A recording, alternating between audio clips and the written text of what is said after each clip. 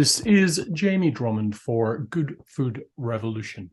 I am joined today by Arturo Blasco, who is joining us from Chozas Carrascal. How are you today, sir? I'm good. I'm great. Thank you very much, Jamie. Now, Thank you for very those much. people unfamiliar with the particular area, the particular region that you're in, would you mind explaining exactly where you are and where the DO is? We are Chozas Carrascal, and we are located in Requena. Requena is 16 kilometers away in the countryside from the Mediterranean Sea. We are really near the city of Valencia. What we have, we have three appellations of origin in our winery. First of all, we produce wine with GO Cava. We produce Right. wines with GO Utiel Requena, and we have our own appellation of origin. We have GO Pago Chozas Carrascal. There is only 26 hectares that are certified like our Pago, that is our own appellation of origin. Only Yes. we can produce wines from only these 26 hectares, and obviously the quality of these soils are different than the rest of them. So if we were to focus upon that monopoly, that last appellation you spoke of, tell us a little bit about the climatic conditions there, because you're Mediterranean continental, right? Yeah, we're switching between Mediterranean and continental because we're really close, but we are like 700 meters above the sea. Right. So then the climate changes a little bit. It's less humid, it's more dry up there. The difference between the night and the day, we can have almost 20 degrees of difference between day and night in summer, especially Yeah. when the grape is ripening. And so about the climate is the same in the appellation of origin Pago than the Utiel Requena because fortunately for us, we have 100 hectares, and these 100 hectares they are enclosed all of them. So in the middle of the hectares we have the winery.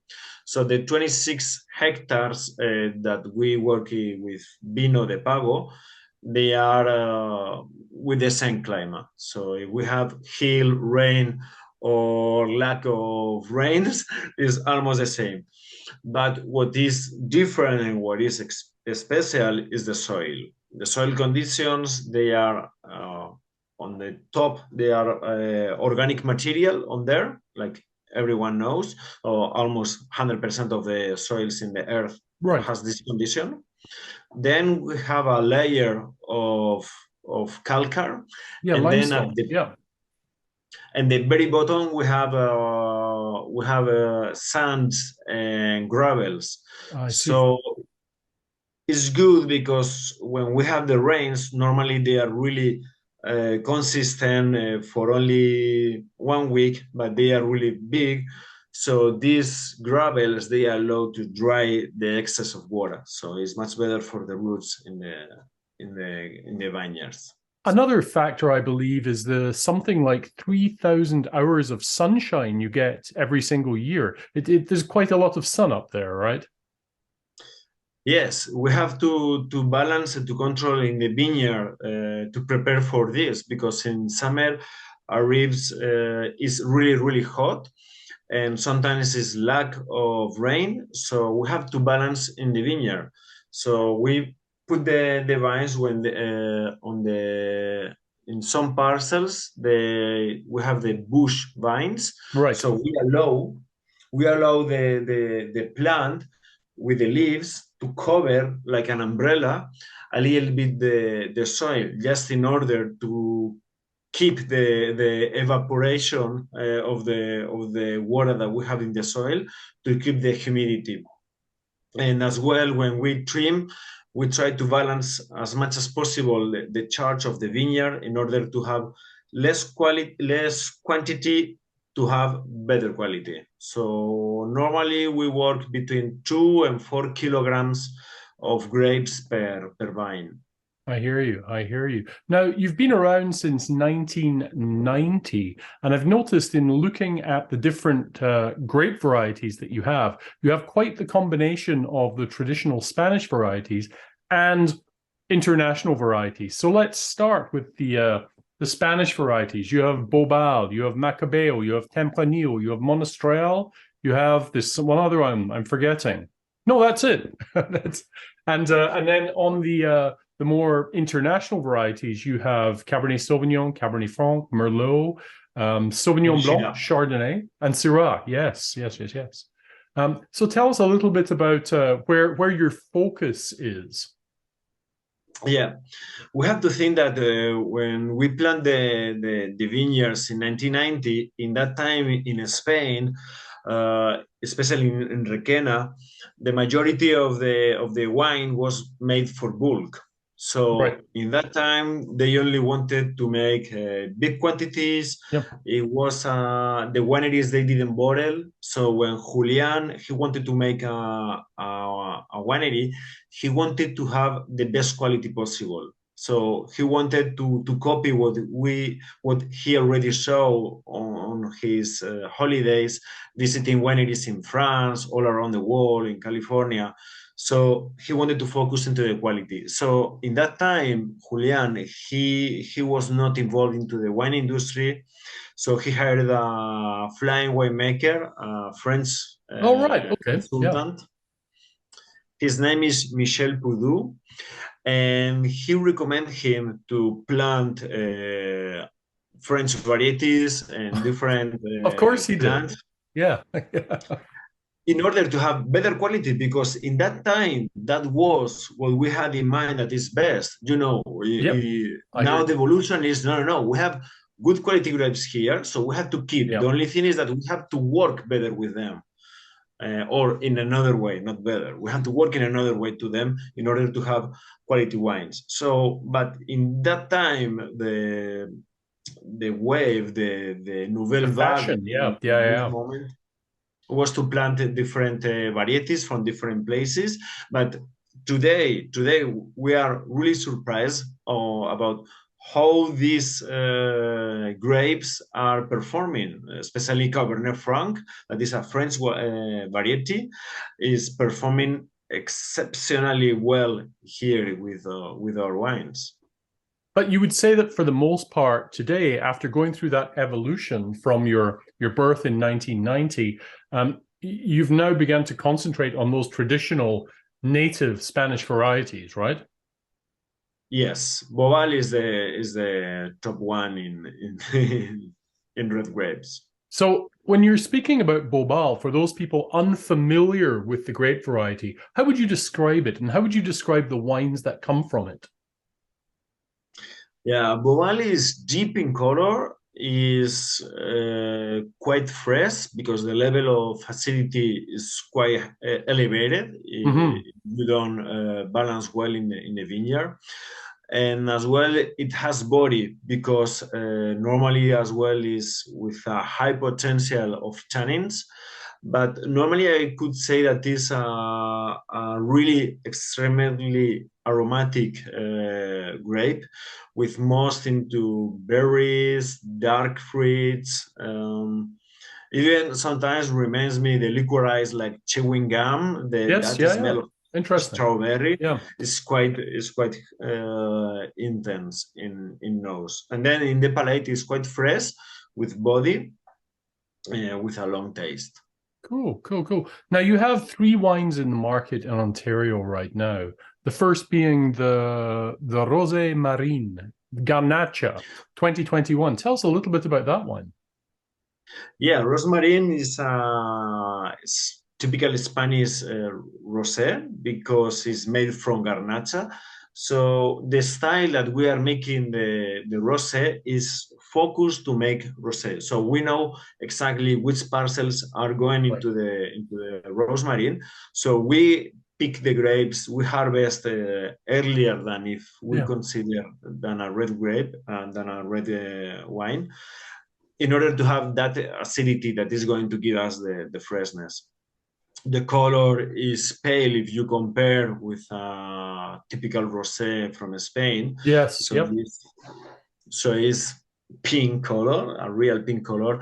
And then when you smell it and when you taste it, it has all the characteristics that you can imagine in a garnacha. So what we want to give is the fruit to bring the fruit into your glass. I understand. The next one would be the 2022 Las Dos Ces Blanco. Las Dos Ces Blanco. Yeah, There you go. this a Macabeo with a little bit of Sauvignon Blanc. Okay. Especially this vintage, Julian, the winemaker, he added a small percentage of Viognier, just in Oh, order to have a different notes in the nose. interesting. Okay. It's a wine that we harvested at the beginning of September. It is this year in 2022 was quite hot, so we had to harvest earlier than other years. Once the fermentation is done, we do the batonnage in the tank. So we like to mix the leaves that are settled in the bottom. We like to mix them for a couple of months, 3 months, in order to have better palate. It's more deep in the mouth with more volume. Right. So when you open and when you drink this wine, it's an explosion of aromas in the nose.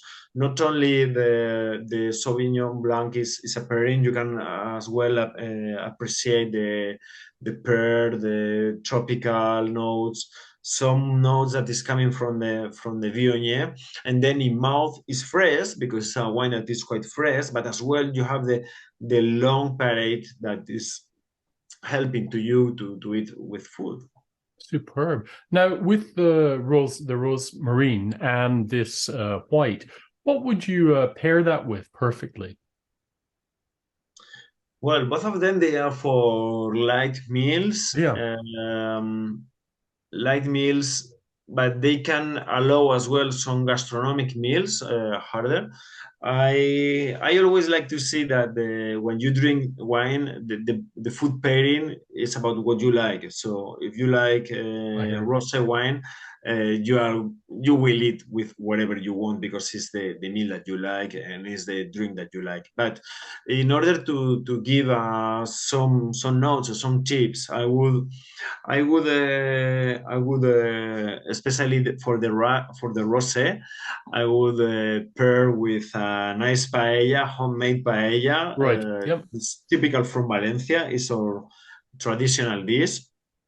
Is a paella for whoever doesn't know what is. It's a dry rice that we cook in the pan. Normally, it has chicken and vegetables and that would be great for the paella, especially if you drink it and you eat it in a restaurant near the sea Of in course. Valencia, Yeah, and you can see. I understand. And then about the white wine, Las Dos Ces Blanco as well with rice is working quite well, but it could be as well with some pizza, as well with some uh, quiche. I would recommend it. So this is one of the points that I would recommend with the pay for the pairing. Nice. Now, moving on to the Tinto. Tell us a little bit about that. Well, Las Dos Ces Tinto 2020. Yes. This is 100% Bobal. So we pick up the grapes, we ferment the grapes, we do a special job in the vineyard. As I told you, the thing is starts in the vineyard. So we control the quantity, the charge of the vineyards in order to have a balanced wine. So the result of this wine is a wine that, when it's done in fermentation, we transfer into the barrels for used barrels because we don't that makeup of oak in the nose or in the palate. So Mm-hmm. for us, the barrel is just a vessel. In this case, it's just to give some evolution of the wine, some batonnage, just in order to have more and deeper balance Yes. and deeper palate. And one of the points is that I would say that is quite aromatic in the nose, remarks quite well the fruit, and a little bit of black pepper because it's one of the points for Bobal, and one of the notes that you can appreciate in red wines I of see. Bobal.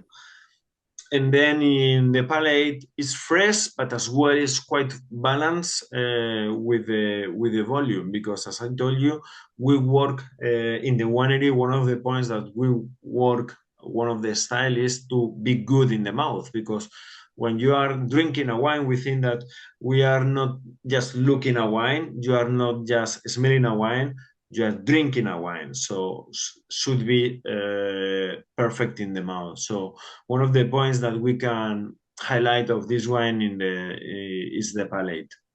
I understand. Now, what would you pair this with when it comes to traditional Valencian dishes?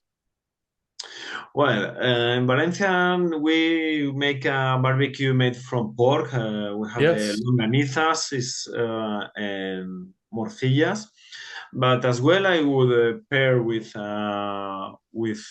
lamb. For example, is one of the traditional, well, one of the dishes that we can have here in Valencia. And this is one of the points that I would do the food pairing. Now, you mentioned morcilla there, right? Pardon? You mentioned blood sausage there. Yes, morcilla. Yes, morcilla is my pronunciation. Yeah, that's one of my favorite dishes when I've been to Valencia before. So Oh, good. I will look forward to visiting and trying some of your wines with some morcilla. Yeah, for sure, for sure. Thank you very much for joining us at Good Food Revolution today. I'm glad we managed to eventually get together after our technical breakdowns the other day. Hopefully, I will see you the next time you're in Ontario, and if not, I'll be over in Valencia. Okay, for sure. I hope to see you as well here in Excellent. Valencia, or if not, next time in Ontario. Take care. Bye for now. Okay, all right. Bye bye.